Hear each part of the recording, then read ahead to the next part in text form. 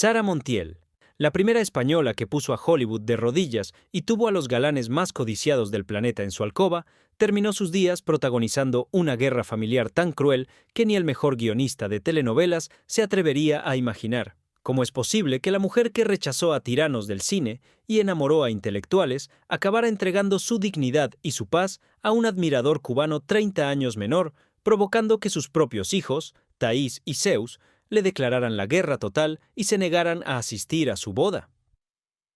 Hoy derribaremos las puertas blindadas de su mítico ático en el barrio de Salamanca para destapar la verdad que las revistas callaron por respeto o miedo. La desaparición silenciosa de una fortuna incalculable, la traición emocional que rompió a la familia en 1000 pedazos y el desgarrador aislamiento de una diosa que, tras haberlo tenido todo, partió de este mundo rodeada de sombras y sin encontrar el abrazo que más necesitaba. No se muevan, porque lo que van a descubrir sobre los secretos ocultos tras el humo de sus puros cambiará para siempre la imagen que tenían de la leyenda. Pero para entender el final, para comprender por qué esa mujer terminó sola en su torre de marfil, tenemos que viajar al principio. Y el principio no tiene nada de glamour. Olviden las joyas de Cartier y los vestidos de lentejuelas. El origen de este mito huele a tierra mojada, a pobreza extrema y a la desesperación de la España profunda.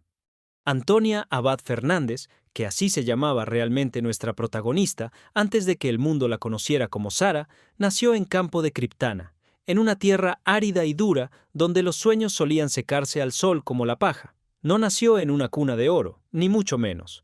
Nació en una cuna de miseria. Imaginen a una niña pequeña, de ojos inmensos y oscuros, corriendo por calles sin asfaltar, con el estómago rugiendo de hambre. No es una metáfora. Hubo noches en las que la pequeña Antonia se iba a la cama con poco más que un trozo de pan duro y mucha agua para engañar al estómago. Esa hambre física, ese dolor real en las entrañas, fue lo que forjó el acero de su carácter. Dicen los que la conocieron entonces que, desde muy niña, Antonia tenía una mirada que asustaba a los adultos. No era la mirada de una niña sumisa de pueblo, era la mirada de alguien que está calculando cómo escapar. Se prometió a sí misma, con la ferocidad de un animal acorralado, que un día tendría tanto dinero que jamás volvería a sentir frío ni hambre. Y créanme, cumplió su promesa, pero el costo fue vender su propia identidad. Su padre, un campesino recio y de manos callosas, quería para ella una vida decente. En aquel entonces, decente significaba casarse con un buen mozo del pueblo, tener hijos, cuidar la casa y envejecer en silencio. Pero Antonia tenía un fuego dentro que no se apagaba con la rutina doméstica. Se escapaba a las eras para cantar, para imitar a las artistas que escuchaba en la radio de algún vecino afortunado. Su belleza comenzó a florecer temprano, demasiado temprano quizás, y en un pueblo pequeño, la belleza deslumbrante es a veces más una maldición que un regalo. Los hombres empezaron a mirarla, y ella, con una intuición femenina que nadie le había enseñado, empezó a entender que su rostro y su cuerpo eran su pasaporte de salida. Aquí es donde la historia oficial suele ponerse borrosa y donde nosotros vamos a encender la luz. Se habla mucho de su talento natural, pero poco se habla de los padrinos. En la España de la posguerra, una chica de pueblo no llegaba a Madrid y triunfaba solo por cantar bien. Hacían falta contactos, hacían falta influencias. Y Antonia, con apenas 15 años, ya sabía jugar sus cartas. Hubo un concurso de talentos, sí, eso es cierto. Pero detrás de las cámaras, en los despachos llenos de humo de tabaco negro, se tejían los verdaderos destinos. Se dice, en voz baja, que hubo figuras poderosas, hombres con la capacidad de abrir puertas blindadas, que quedaron prendados de esa manchega salvaje. ¿Qué tuvo que sacrificar Antonia para convertirse en Sara?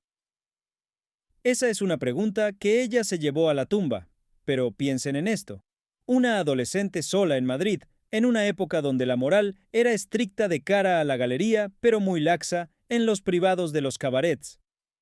Antonia tuvo que aprender rápido a defenderse, a sonreír cuando quería llorar y a aceptar amistades protectoras que le permitieran seguir avanzando.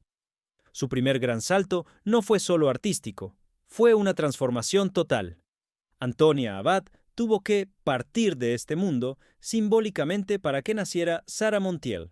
Se cambió el nombre, se refinó el acento, aprendió a caminar como si el suelo no fuera digno de sus pies. Fue una operación de marketing antes de que existiera el marketing. Borró a la campesina para construir a la diva, y lo hizo con una frialdad que helaba la sangre. Pero España se le quedó pequeña muy rápido. O quizás España era demasiado gris, demasiado triste y demasiado represiva para una mujer que quería devorar el mundo. Así que hizo lo impensable. Cruzó el charco. Se fue a México. Y aquí, queridos amigos, es donde la leyenda empieza a tomar colores vibrantes. El México de la época de oro del cine era una jungla de pasiones, tequila y revólveres, y Sarah cayó allí de pie. México la recibió con los brazos abiertos y, hay que decirlo, con las sábanas también dispuestas. Sarah no era una actriz más, era un fenómeno exótico. Su belleza española, esa mezcla de altivez y sensualidad, volvió locos a los mexicanos. Trabajó con los más grandes, Pedro Infante, Agustín Lara, y claro, los rumores sobre sus romances en tierras aztecas son legendarios. Se habló de toreros, de actores e incluso de políticos de alto nivel. Hombres poderosos que veían en ella el trofeo definitivo. Pero Sarah no era un trofeo, era una jugadora. Usaba la fascinación que provocaba para escalar. Hay una anécdota que pocos cuentan sobre esos años mexicanos. Se dice que un famosísimo intelectual español exiliado, un hombre de letras y política, cayó rendido ante sus encantos. Él le enseñó a leer a los clásicos, a entender la poesía, a pulir ese diamante en bruto que era su intelecto. Porque Sarah no era tonta, ni mucho menos. Sabía que la belleza se marchita, pero la cultura y la inteligencia permanecen. Absorbió conocimientos como una esponja. Esos años en México no solo le dieron fama internacional, le dieron la seguridad de una reina. Aprendió a mandar en el set de rodaje. Si la luz no le favorecía, paraba la grabación. Si el vestido no marcaba su cintura lo suficiente, lo hacía romper. Empezó a nacer la fama de difícil, de caprichosa. Pero ella sabía que, en este negocio, si no te haces respetar a gritos, te comen vivo. Y entonces, cuando ya era la reina de México, cuando podría haberse quedado allí viviendo como una emperatriz, sus ojos se posaron en el premio gordo. El Everest del cine. La meca donde se fabrican los sueños y se destruyen las almas. Hollywood. Imaginen la audacia. Una española que apenas chapurreaba 4 frases de inglés, plantándose en Los Ángeles en los años 50. No iba como comparsa, no iba a servir mesas, iba a ser una estrella. Y vaya si lo logró. Su llegada a Hollywood fue como un terremoto silencioso. Los productores americanos estaban acostumbrados a las rubias gélidas como Grace Kelly o a las bombas sexuales obvias como Marilyn Monroe, pero no sabían qué hacer con Sarah. Ella era diferente. Tenía una oscuridad en la mirada, una promesa de peligro y placer que descolocaba a los ejecutivos de los estudios. Su papel en Veracruz, junto a Gary Cooper y Burt Lancaster, es historia del cine. Pero lo que pasaba detrás de las cámaras era aún más interesante. Se cuenta que Gary Cooper, el hombre más deseado de América, quedó totalmente fascinado por ella. Pero Sarah, astuta como un zorro, sabía que entregarse demasiado pronto era perder el poder. Jugó con ellos. Los mantenía en vilo. Hay una historia maravillosa sobre cómo cocinó unos huevos fritos con ajos para Marlon Brando una mañana cualquiera. Imaginen la escena. El rebelde de Hollywood, el hombre indomable, sentado en la cocina de Sarah, comiendo huevos al estilo manchego y mirándola como si fuera una aparición. ¿Pasó algo más entre ellos? Sarah siempre sonreía con malicia cuando le preguntaban, dejando que la imaginación hiciera el resto. Esa ambigüedad era su mejor arma, pero Hollywood no era solo fiestas y coqueteos, era un lugar cruel. Sarah tuvo que pelear con uñas y dientes para que no la encasillaran en el papel de la latina caliente. Ella quería papeles con sustancia. Y en esa búsqueda de respeto profesional encontró algo que no esperaba: el amor, o al menos una versión muy intensa del mismo. Conoció a Anthony Mann, un director de cine consagrado, un hombre maduro, inteligente, serio, todo lo contrario a los galanes descerebrados que la rodeaban. La relación con Anthony Mann fue un punto de inflexión dramático en su vida. Él le doblaba la edad o casi. Era la figura paterna que quizás ella siempre buscó, el hombre que le daba seguridad, que la guiaba en ese mundo de tiburones. Se casaron. Y por un tiempo pareció que Sarah había encontrado la paz. Se convirtió en la señora Mann. Vivían en una casa de ensueño en Beverly Hills, rodeados de la crème. Cenaban con los Hitchcock, con los Newman. Sarah había llegado a la cima. La niña de campo de Kryptana, que pasaba hambre, ahora elegía qué diamantes ponerse para la cena. Sin embargo, bajo esa superficie dorada, empezaron a aparecer las grietas. Anthony Mann era un genio, sí, pero también era un hombre controlador. Quería moldear a Sarah, quería convertirla en una actriz seria bajo sus propios términos. Y Sarah, recuerden, tenía un espíritu indomable. No había escapado de la pobreza y cruzado el océano para ser la marioneta de nadie, ni siquiera de su marido. Los choques de egos empezaron a ser monumentales. Dicen que las discusiones en la mansión de los Mann eran épicas, con gritos en español que él no entendía, pero que sentía como latigazos. Sarah empezó a sentirse asfixiada en su jaula de oro. Hollywood la adoraba, pero su marido quería domesticarla. Y a una pantera no se la domestica. Se la admira o se la teme, pero no se la encierra.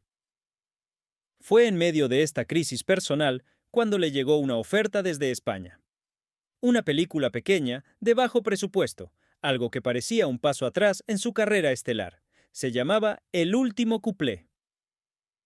Anthony Mann le dijo que estaba loca, que eso arruinaría su carrera internacional, que volver a la España gris de la dictadura era una sentencia final para su carrera profesional.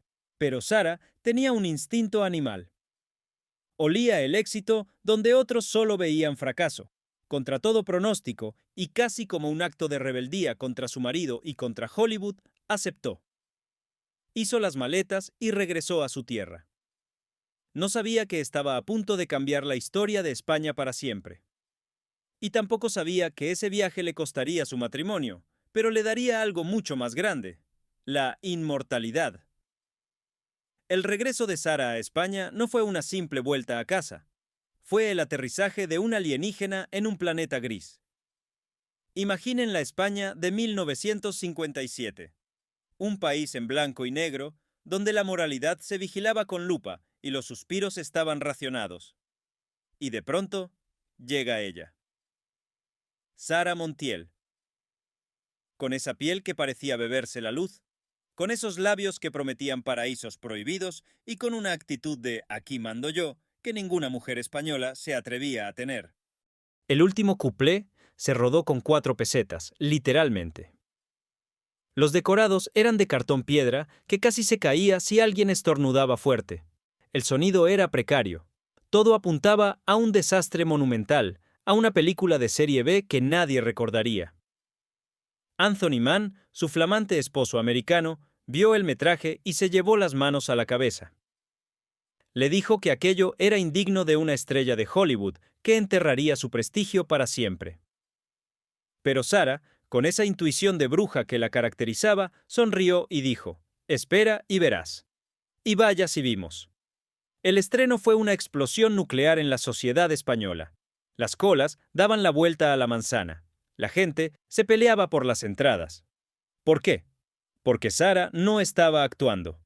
Estaba hipnotizando. Cuando cantaba «Fumando espero», con esa voz grave, ronca, que no parecía salir de la garganta sino de las entrañas, España entera contuvo el aliento. No era la voz perfecta de una soprano, era la voz de una mujer que ha vivido, que ha amado y que conoce el sabor de las lágrimas. Esa imperfección fue su mayor triunfo. Los hombres en los cines se aflojaban el nudo de la corbata y las mujeres, en secreto, deseaban tener un gramo de su libertad. Sarah Montiel se convirtió de la noche a la mañana en el mito erótico de un país hambriento de fantasía. Y con el mito llegó el dinero. No hablamos de un buen sueldo. Hablamos de fortunas que marean. Sarah firmó el contrato más alto jamás pagado a una actriz en la historia del cine español hasta ese momento. Cobraba por película lo que un obrero tardaría 10 vidas en ganar. Se dice, y no es exageración, que en aquella época Sara tenía más liquidez que muchos bancos. Compraba edificios enteros en la Gran Vía, pagando al contado, sacando fajos de billetes del bolso como quien saca un pañuelo. Se convirtió en una industria unipersonal. Pero el éxito tiene un precio, y el primero en pagarlo fue su matrimonio. Anthony Mann, el gran director, el hombre culto, no pudo soportar convertirse en el marido de Sara Montiel.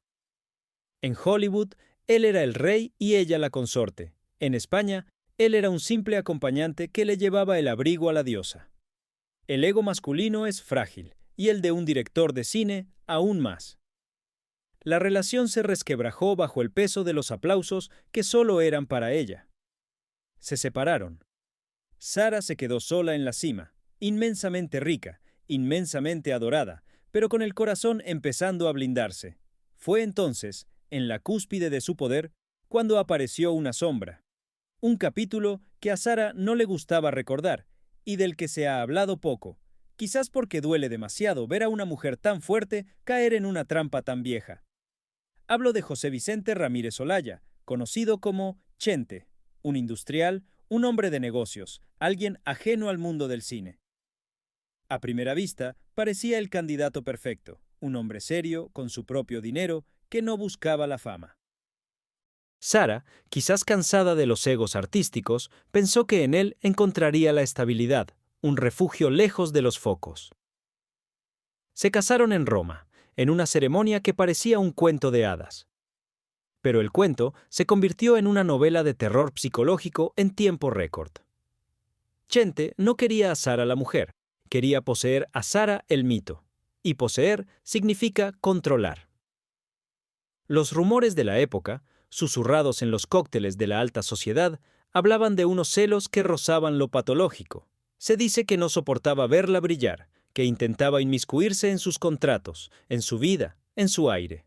Sara, que había domado a Hollywood, se vio de repente atrapada en una jaula de oro macizo. Las sonrisas en las fotos de esa época son tensas. Si miran bien, verán que la luz en sus ojos se estaba apagando. Fue un matrimonio breve, apenas 2 meses de convivencia real, pero la batalla legal y emocional duró mucho más. Sara tuvo que usar toda su fuerza, todo su carácter manchego, para romper esas cadenas. Salió de esa relación con el alma arañada, convencida de que el amor era una trampa para quitarle su libertad. Se prometió que nadie más volvería a decirle qué hacer o cómo vestir, pero el destino, que es caprichoso, le tenía reservada una sorpresa. Cuando Sara ya pensaba que su vida sería un desfile de amantes pasajeros y soledad de lujo, apareció él, Pepe Tous. No era un galán de cine, no era un industrial millonario con ansias de poder, era, sencillamente, Pepe. Un periodista y empresario mallorquín que la miraba no como a un trofeo, sino como a un milagro. Su historia de amor no empezó con fuegos artificiales, sino con la calma de un mar en verano. Pepe era, ante todo, un fan, la admiraba profundamente, y esa admiración, lejos de ser tóxica, se convirtió en el cimiento de su vida. Pepe Tous fue el hombre que logró lo imposible, domesticar a la fiera sin usar látigo, solo con paciencia y devoción absoluta. Él entendió algo que los otros no vieron. Sara estaba cansada. Estaba agotada de ser la Saritísima las 24 horas del día. Quería ser, aunque fuera a ratos, simplemente Antonia.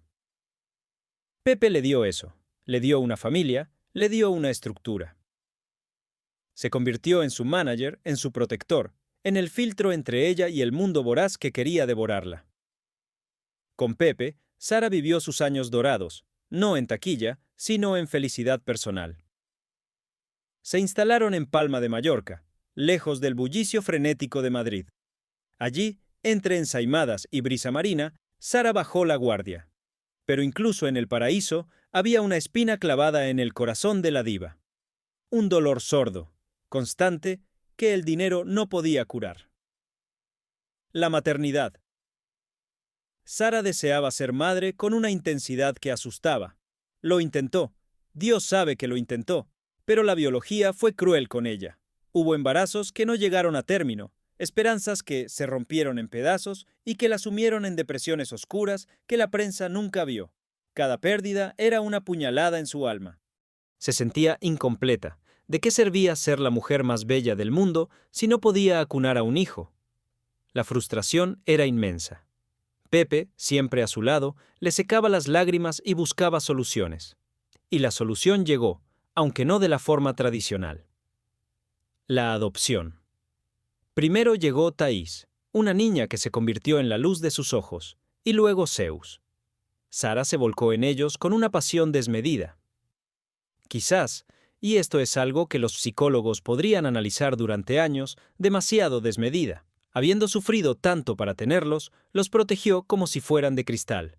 Los crió en una burbuja, alejados de la realidad, rodeados de servicio, caprichos y una madre que no era una madre normal, sino una leyenda viviente. Pepe y Sara construyeron un muro alrededor de sus hijos para que nada malo les tocara. No sabían que, al hacerlo, quizás los estaban incapacitando para enfrentar el mundo real, ese mundo cruel que no perdona a nadie, ni siquiera a los hijos de los dioses. Los años con Pepe fueron una balsa de aceite. Sara envejecía, sí, pero con dignidad, protegida por su marido.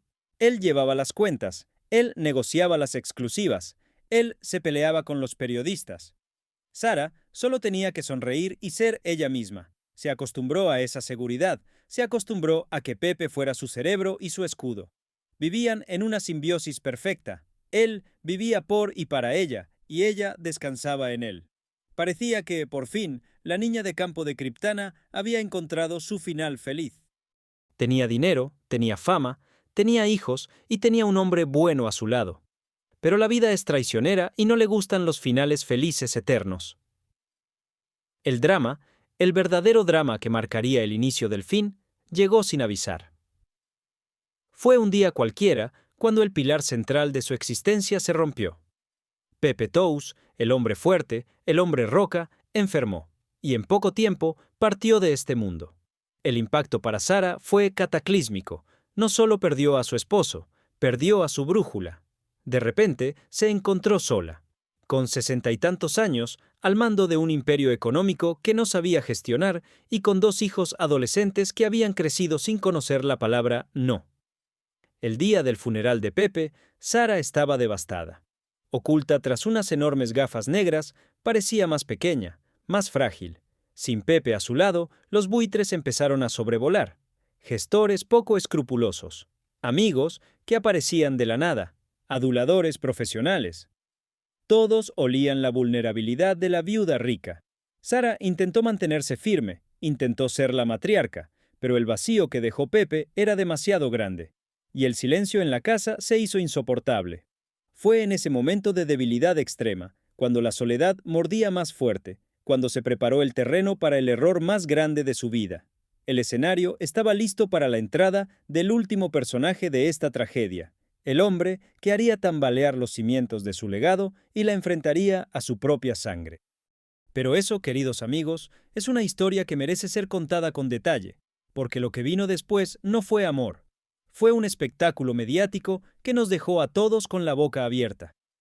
El silencio en la casa de Sara Montiel tras la partida de Pepe Tous no era un silencio de paz, era un silencio que gritaba.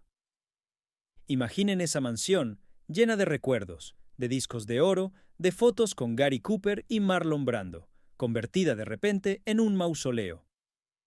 Sara, la mujer que había tenido a medio mundo suspirando por ella, se encontró de golpe con una realidad aterradora, la soledad. Y no cualquier soledad, sino la soledad de la cima. Sus hijos, Thaís y Zeus, eran su vida, sí, pero ya no eran niños pequeños que dependían de ella para todo. Estaban creciendo, tenían sus propias inquietudes, sus propios mundos herméticos, y Sara, acostumbrada a ser el sol alrededor del cual giraban todos los planetas, se sintió de repente como una estrella apagada en medio de un universo frío. Los días pasaban lentos, pesados.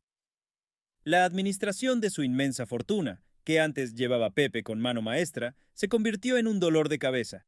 Sara no entendía de números, entendía de emociones. Y las emociones que sentía eran devastadoras. Se miraba al espejo y veía que el tiempo, ese enemigo implacable que no respeta ni a las diosas, empezaba a dejar sus marcas. Para una mujer cuya belleza había sido su pasaporte al éxito, cada arruga era una tragedia personal. Necesitaba sentirse viva. Necesitaba sentirse deseada. No como una abuela entrañable, sino como mujer. Y ahí, en ese terreno fértil de la necesidad afectiva, fue donde germinó la semilla del escándalo que sacudiría los cimientos de su familia y de toda España. Dicen que el diablo sabe más por viejo que por diablo, pero a veces el diablo se disfraza de admirador joven con acento caribeño. Fue a principios de los años 2000 cuando un nombre empezó a sonar en los pasillos de su casa. Tony Hernández. Un cubano. Un fanático. Un hombre que había cruzado el océano con una misión muy clara en la cabeza. No era un actor famoso, no era un millonario, no era un intelectual. Era simplemente un devoto. Un hombre 30 y tantos años más joven que ella, con una labia que podía derretir el hielo y una paciencia infinita para escuchar las mismas historias de Hollywood una y otra vez. El encuentro no fue casualidad. Tony había estudiado a Sarah como quien estudia una tesis doctoral. Sabía qué películas había rodado, qué canciones le gustaban, qué flores eran sus favoritas. Le escribía cartas, le mandaba mensajes llenos de una adoración casi religiosa. Y Sarah, que estaba sedienta de ese néctar, cayó rendida. No fue un flechazo físico inmediato, fue una seducción psicológica de manual. Tony le decía lo que ella necesitaba oír desesperadamente, que seguía siendo la mujer más hermosa del mundo, que la edad era solo un número inventado por los envidiosos y que ella merecía ser amada con la intensidad de un volcán. Imaginen la escena en el salón de Sarah. Ella, sentada en su sofá preferido, fumando uno de sus puros habanos, y él, a sus pies, literalmente o metafóricamente, mirándola como si fuera la Virgen de la Macarena. Para Sarah, Tony era un espejo mágico que le devolvía la imagen de su juventud. Con él no se sentía una viuda rica y mayor, se sentía Sarah Montiel, la estrella de Veracruz. Él le devolvió la coquetería, las ganas de arreglarse, la ilusión. Pero lo que para ella era un renacer primaveral en pleno invierno de su vida, para el resto del mundo, y especialmente para sus hijos, era una señal de alarma roja parpadeando furiosamente. La entrada de Tony en la vida cotidiana de la familia fue como tirar una piedra en un estanque tranquilo. Las ondas de choque fueron inmediatas. Thais y Zeus, que habían vivido protegidos en su burbuja de cristal, vieron a este intruso con una desconfianza instintiva. ¿Qué quería ese hombre joven de su madre? ¿Amor verdadero?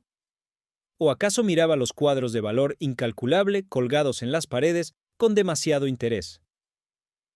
Para ellos, la diferencia de edad era grotesca, casi ofensiva. Veían a un oportunista, a un cazafortunas de manual que se estaba aprovechando de la soledad de una mujer vulnerable para trepar social y económicamente. La tensión en la casa se podía cortar con un cuchillo. Las cenas familiares dejaron de ser momentos de unión para convertirse en campos de batalla silenciosos.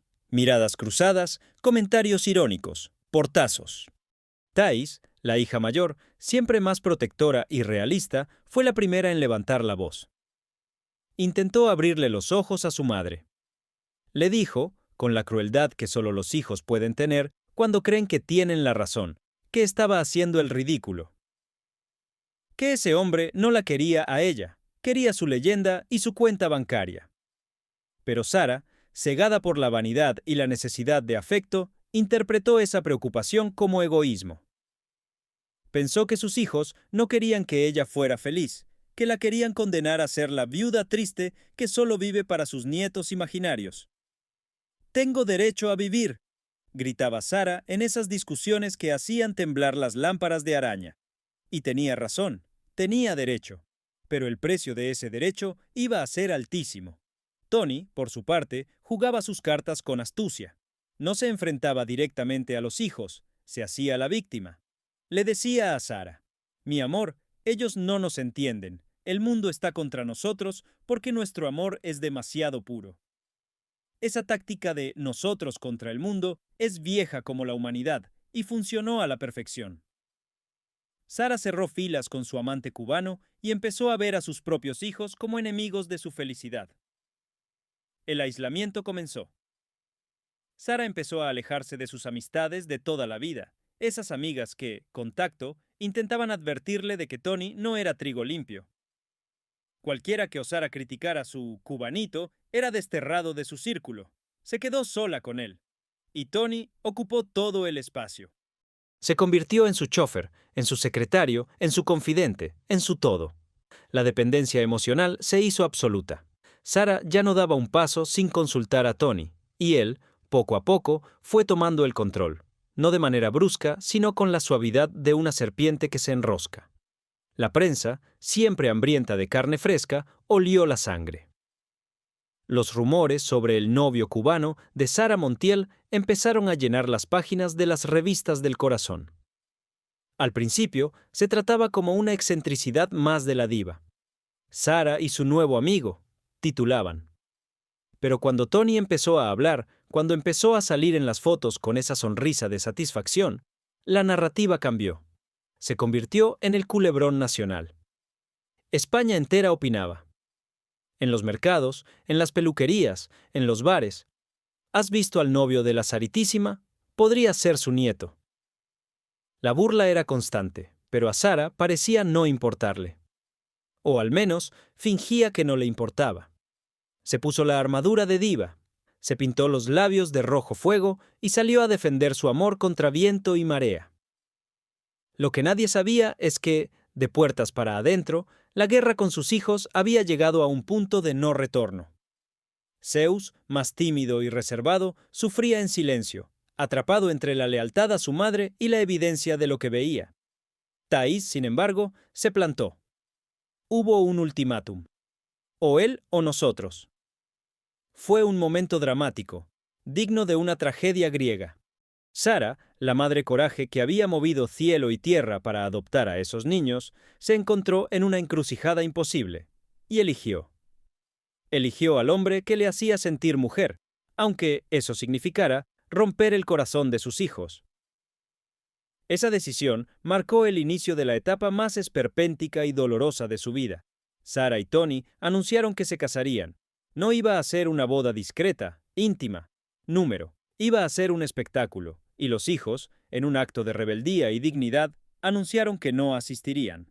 La imagen de una madre casándose sin sus hijos presentes es desoladora, pero Sara estaba en una huida hacia adelante. No podía frenar. Si frenaba, tendría que admitir que quizás, solo quizás, se estaba equivocando. Y el orgullo de Sara Montiel era más grande que su mansión. La boda se planeó en medio de un huracán mediático, pero algo extraño sucedió. Justo antes del gran día hubo dudas.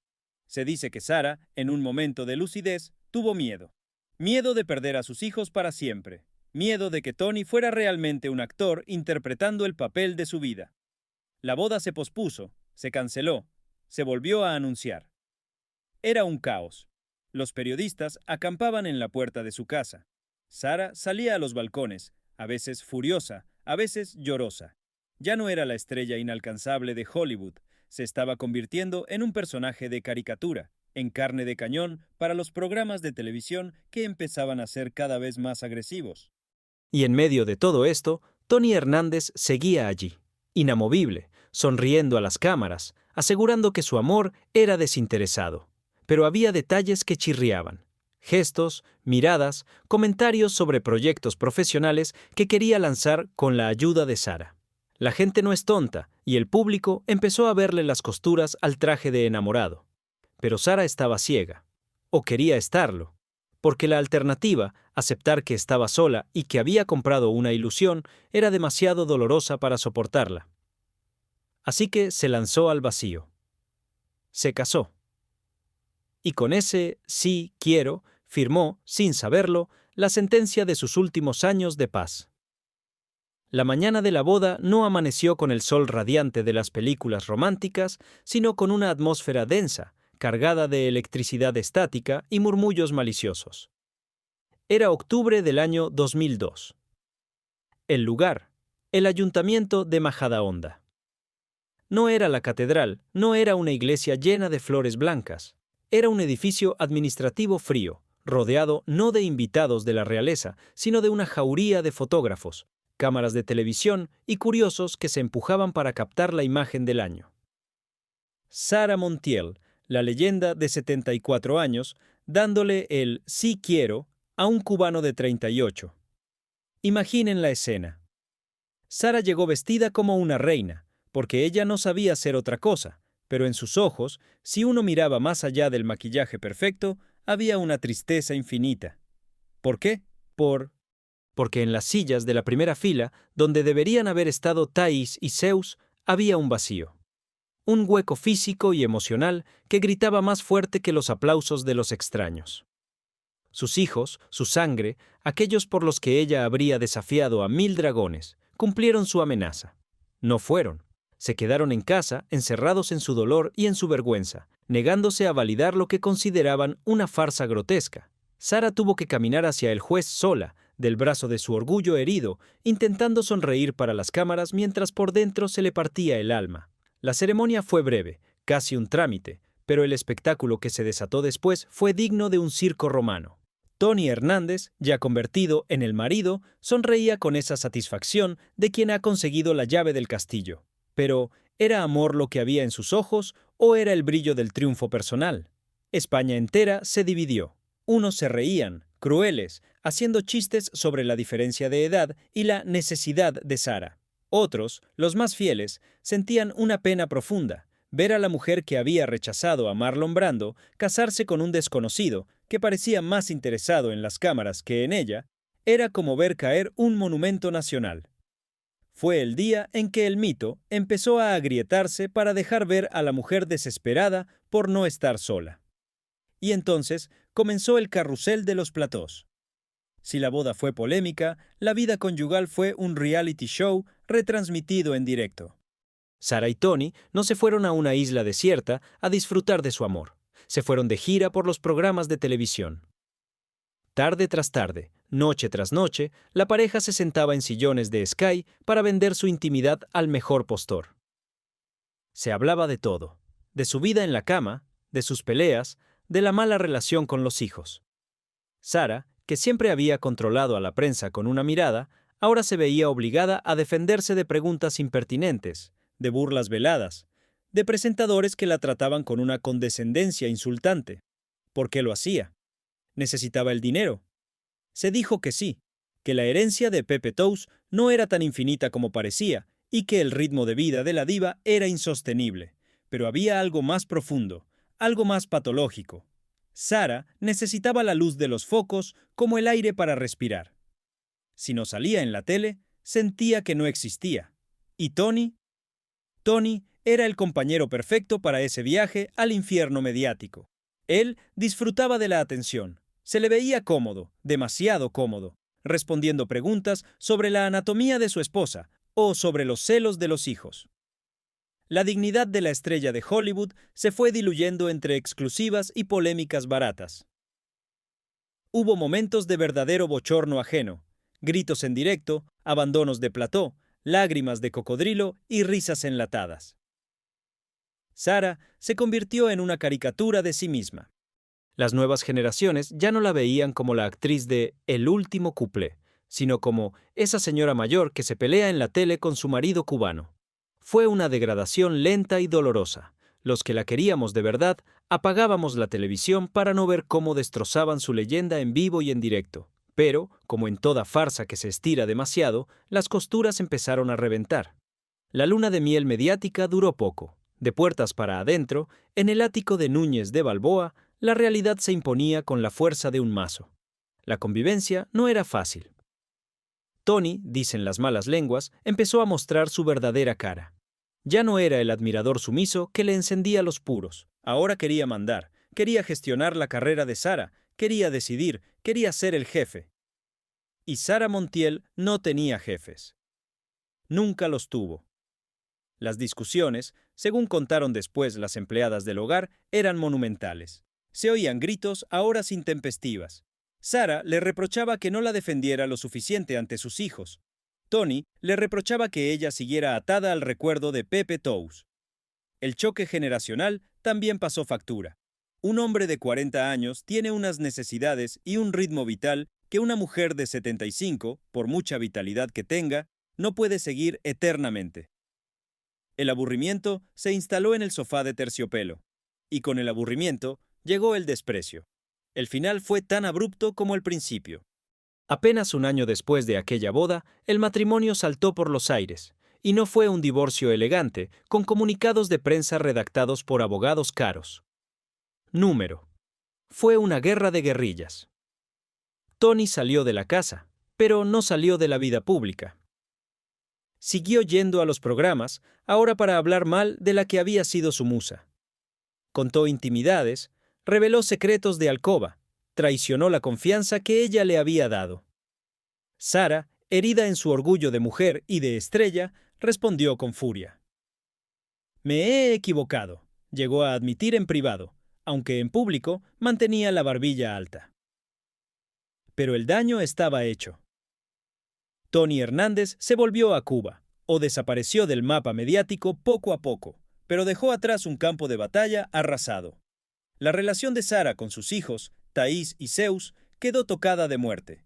Sí, ellos tenían razón. Sí, Tony no era el hombre adecuado, pero el «te lo dije» de un hijo duele más que cualquier otra cosa. Sara tuvo que tragar saliva, pedir perdón sin usar la palabra perdón, y tratar de reconstruir los puentes que había dinamitado por un capricho del corazón. La salida de Tony dejó a Sara más sola que antes.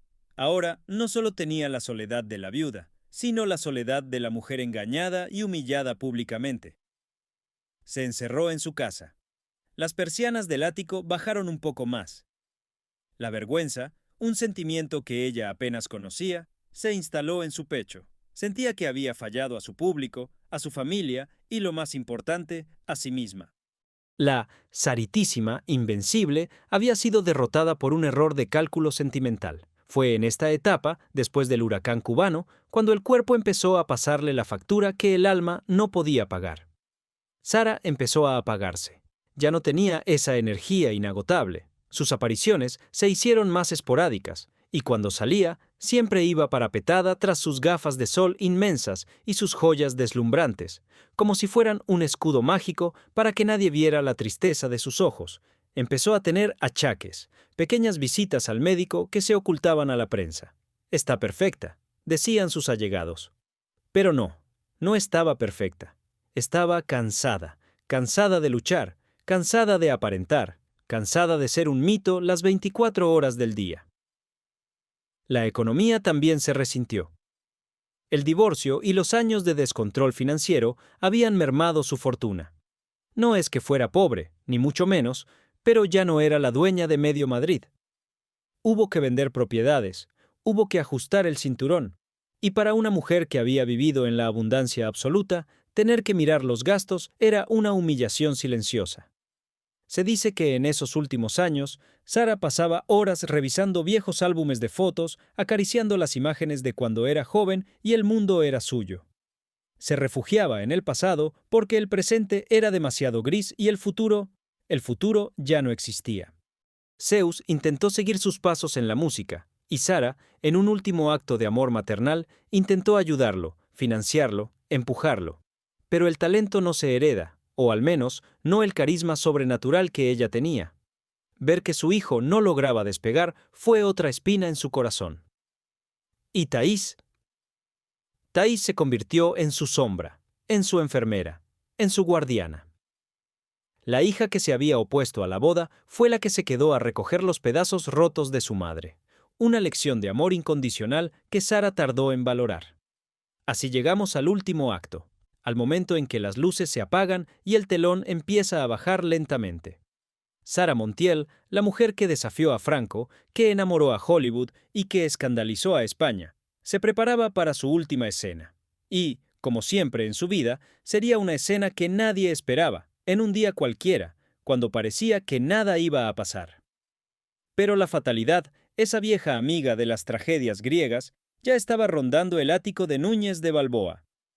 Tras el huracán mediático que supuso su divorcio del cubano, las aguas volvieron a su cauce en el ático de la calle Núñez de Balboa.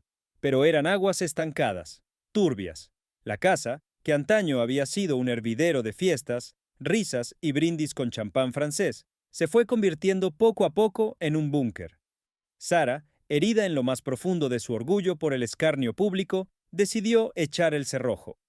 Bajó las persianas de terciopelo, encendió sus lámparas de luz tenue y se refugió en el único lugar donde nadie podía hacerle daño, su pasado. Thais, la hija que había sido la mala de la película, durante el romance con Tony, asumió el papel de guardiana silenciosa. Se convirtió en la sombra de su madre. La cuidaba, le administraba las medicinas para esos achaques que Sara se negaba a reconocer y filtraba las llamadas.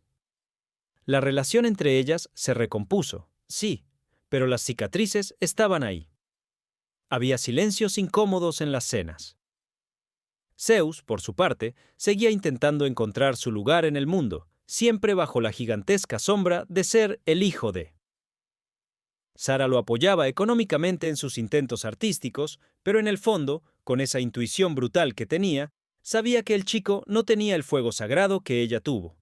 Y eso le dolía. Ver que su estirpe artística terminaba con ella era una espina que se le clavaba cada día un poco más. Los últimos años de Sara fueron una mezcla extraña de glamour decadente y soledad doméstica. Seguía recibiendo visitas, claro, pero eran visitas seleccionadas. Periodistas amigos, admiradores de toda la vida que iban a besarle el anillo. Ella los recibía sentada en su trono, perfectamente maquillada, con sus joyas puestas, fumando sus puros y contando las mismas anécdotas de Gary Cooper por milésima vez. Pero cuando las visitas se iban, cuando la puerta se cerraba, la realidad caía como una losa. Sara se sentaba a ver sus propias películas. Se veía a sí misma en La Violetera, joven, radiante, invencible. Y luego se miraba las manos, manchadas por la edad, y suspiraba. Ese contraste, esa lucha contra el espejo, fue su última gran batalla. No contra un hombre, ni contra la prensa, sino contra el tiempo. La economía también empezó a dar sustos. Se rumoreaba en todo Madrid que la fortuna de la Montiel no era lo que fue. Malas inversiones, gente que se aprovechó de su generosidad, el coste de mantener un nivel de vida de Hollywood en una España en crisis. Hubo que vender joyas. Hubo que deshacerse de propiedades. Sara, orgullosa hasta el final, lo negaba todo con una sonrisa, pero los que la conocían veían la preocupación en sus ojos, el miedo a perder su estatus, a no poder dejar a sus hijos bien cubiertos, la atormentaba en las noches de insomnio. Y así, sin previo aviso, llegó el día fatídico. Fue una mañana de abril de 2013, un lunes cualquiera. Sara se estaba preparando para viajar a Oviedo. Tenía una cita con el oftalmólogo, una cosa rutinaria. Estaba en su casa, con Thais. De repente, se sintió mal. Un mareo. Un desvanecimiento, dijeron después. No hubo drama. No hubo gritos de película. Fue algo rápido, seco, brutalmente sencillo. El corazón de la mujer que había hecho latir a millones de corazones decidió detenerse. Thais intentó reanimarla. Llamaron a los servicios de emergencia, pero ya no había nada que hacer. Sara Montiel, la niña de campo de Criptana que conquistó el mundo, había iniciado su viaje sin retorno en el mismo sofá donde soñaba con sus glorias pasadas. La noticia corrió como la pólvora. En cuestión de minutos, la calle Núñez de Balboa se llenó de curiosos, de cámaras, de policía, pero arriba, en el ático, solo había silencio y el llanto desgarrador de dos hijos que, de golpe, se sentían huérfanos y desprotegidos ante un mundo que ya no tenía piedad. El funeral de Sara Montiel fue el último gran espectáculo de la diva, su última puesta en escena. Madrid se paralizó. El coche fúnebre recorrió la Gran Vía, esa avenida que ella había hecho suya tantas veces. En la plaza de Callao, las pantallas gigantes de los cines proyectaban escenas de sus películas. Su rostro, inmenso, hermoso, eterno, miraba a la multitud desde las alturas mientras su cuerpo físico pasaba en una caja de madera noble camino al cementerio de San Justo. Miles de personas aplaudían, lanzaban claveles, gritaban «¡Guapa! ¡Guapa!». Pero en medio de ese fervor popular había una imagen que helaba la sangre, la de Thais y Zeus. Iban detrás del coche, con gafas negras, rotos de dolor, agarrados el uno al otro como náufragos. Para la gente, había partido un mito. Para ellos, se había ido la única persona que les daba sentido a su universo. No saludaban, no sonreían. Solo querían que todo acabara. En ese momento se vio la terrible soledad del éxito. Sara era de todos, y por eso, en el fondo, no era de nadie. Ni siquiera de sus hijos, que tuvieron que compartir su duelo con toda España. Tras el entierro, cuando las cámaras se apagaron y los claveles se marchitaron, empezó la verdadera pesadilla. La herencia. Se habló de millones, de cuadros de artistas famosos, de joyas de valor incalculable. Pero también aparecieron las deudas, los pufos fiscales, las propiedades difíciles de vender.